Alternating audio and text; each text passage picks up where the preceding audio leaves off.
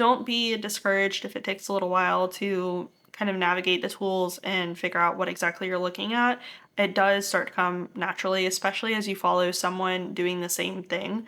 That was a big thing for me is I was trying to follow YouTube videos making things that were not cutters, and so it took me a lot longer to learn the different tools that I would need. Whereas with this, you get to learn right alongside me. I've had some students get through this course in less than a week. I'm going to be walking you through how to set up your workspace, how to set up hotkeys, and just get you a little more familiar with Fusion 360. But before I get started, I do just want to say, because it is a little bit harder to find, understandably they make it a little bit difficult to access. They want you to access the paid version first. Fusion 360 does have a free for personal use plan. It doesn't include some of their tools, but we don't use any of them, so you can totally start off with the personal use plan. So I'm going to include the personal use link down below, and with that being said, let's get started. So here I am in the workspace. We have here at the top the name of our file. So the first thing we're going to get started with is over here on the left, there is a little like grid, little boxes. It's called Show Data Panel. And when we open that, we can see our projects. So if you're on the free version, you can only have 10 projects going at one time that are like open. But fortunately within those open projects, you can have a ton of clay cutters and tools inside of those. You don't necessarily need to have more than those 10. I functioned just fine on those 10 for a long time before I could afford to upgrade my plan. You just change whether you can edit it or just read it. So what I did was I would just toggle off the ones I haven't been working on for a while, and if I needed to go back, I would just toggle it back on after toggling one of the other ones off. So you can definitely get around it. It's not a problem. It just limits you a tiny bit in that like you can't have all these nice organized folders, but I mean, I work just fine with it. So over here on the left is just these, they're basically just folders, but they're called projects. So if you click inside them, I have my projects inside. So we'll open this one, and it does have different versions. So this is really cool. You can change like when it was saved. So if you did something in the first one that you're like, man, I want to go back to that, you can copy that version or just open it and go back into it. I'm gonna open this one up, just double clicking on it, and here we have it. And it keeps the name of your file up here at the top and includes the version number. I do want to be very clear, this is not how you save your cutter. So once you save this file, and it's something I was very confused about when I started Fusion, once you save this file, this project in Fusion, that doesn't save your cutter so that you can then print it. But we're going to cover that. So in order to save your file, this is pretty much just pretty intuitive, just like any other kind of program. You would go over here to this little paper thing where it says file and go down and do save as or save as latest, whatever you want to do here. And whenever you need to start a new tab, you can also click new design. And when you do save it, like go to this one right here. When you do save it, you can name it, and then you just choose the location, and then you would click save. So that's how you would save the file. And then over here on the left, under document settings, if you open this little arrow up just by clicking it, you can change your units over here. I prefer to work in inches just because that's what we use here.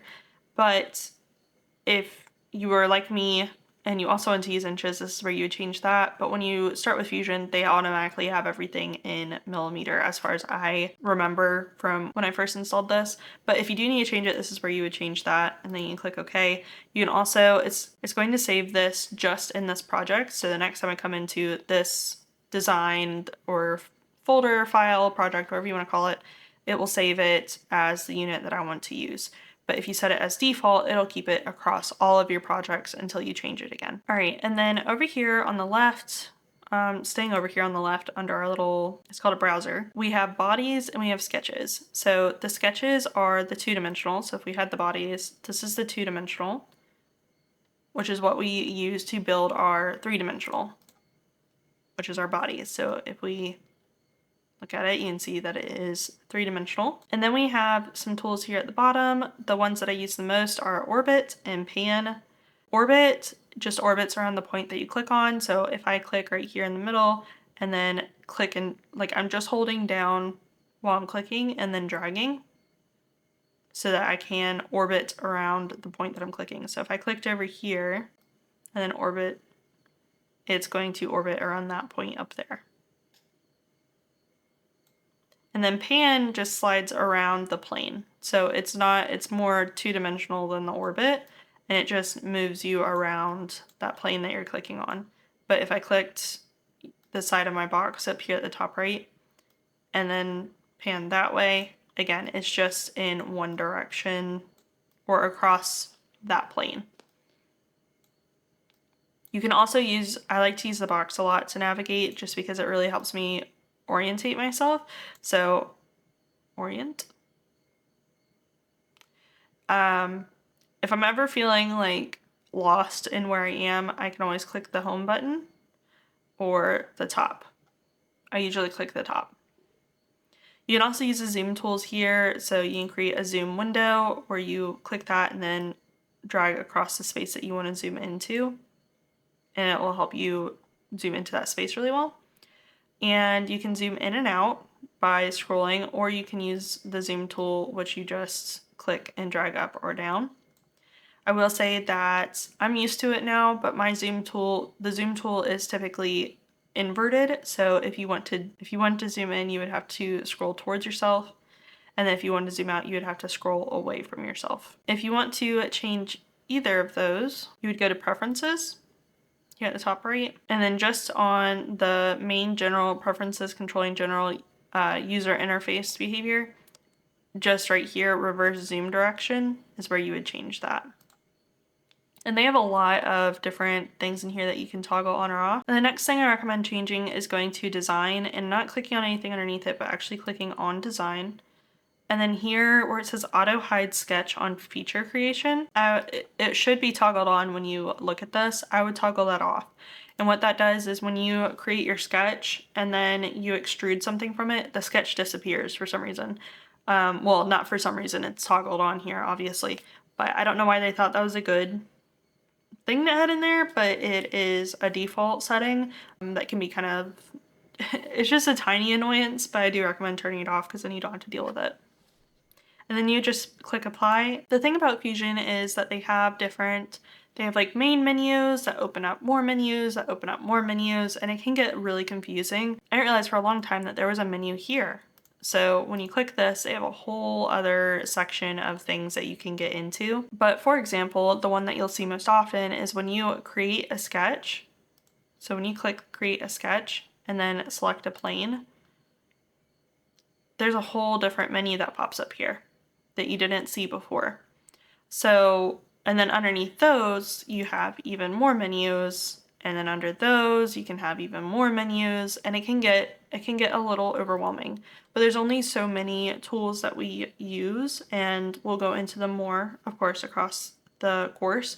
But just know that if you are struggling to find something, that most likely it's just where you haven't opened the proper main menu to find that thing. A way you can get around that easier is by clicking S on your keyboard, and that will pull up sketch shortcuts. And so if you're in Sketch, you can look up, for example, scale, or fold. So if you're like, okay, I'm watching a video and for some reason I mess up and I don't tell you where I grabbed the thing that I grabbed, you can just click S and search for the thing that you need. And so that's a really nice option considering they have so much going on all the time. But see how we have a different menu now, and then there's so many things underneath those menus, and then there's more stuff up here. But rest assured, we don't use all of it. We don't even use probably 5% of it to make clay cutters. And this one's probably a little more intuitive as well, but there are these little eye icons on the left side of our folders here. So we can toggle all of our bodies off at the same time if we want to. We only have one in here, but we can toggle that on and off.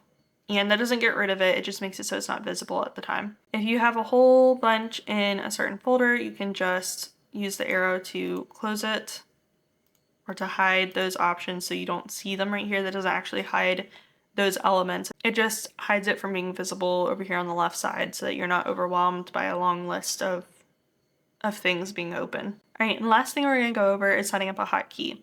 So I highly recommend hotkeys if you can get around using them. It did take me a long time before I was really comfortable with hotkeys, but what hotkeys are is if you open up this little menu here, and you can do this in Sketch, you can do it in any of the menus, and you find the tool you want to use, so extrude for example, and you click the three dots and you go down and choose change keyboard shortcut. So then you would type in the key that you would want to use for that shortcut, and then you would save it. And what that does is if you're extruding a bunch of parts, instead of having to come up here and click that again and again, you can just click it on your keyboard over and over and over again. And that kind of frees up your right hand to do what it needs to do and just speeds up your process a lot. Another thing you can do is you can right click and it will bring up what you did last. So for example, if I click extrude and then extrude this W, and then click OK, I can, and if we orbit a little bit, we can see it's taller now. Then I can right click and it'll have repeat extrude. So I can click and extrude that by one, and then click OK, and then right click again and repeat extrude. But it is just a lot faster to click a hotkey than having to drag over here or even do that. All right, and I think that's the end of that. I will say you are going to get so fast with this. So don't be discouraged if it takes a little while to kind of navigate the tools and figure out what exactly you're looking at. It does start to come naturally, especially as you follow someone doing the same thing. That was a big thing for me, is I was trying to follow YouTube videos making things that were not cutters, and so it took me a lot longer to learn the different tools that I would need. Whereas with this, you get to learn right alongside me. I've had some students get through this course in less than a week. So don't be discouraged, and you will be so proud of yourself for learning how to 3D design, because that is quite a skill to learn, and I'm so excited for you to go through this course. So see you in the next one.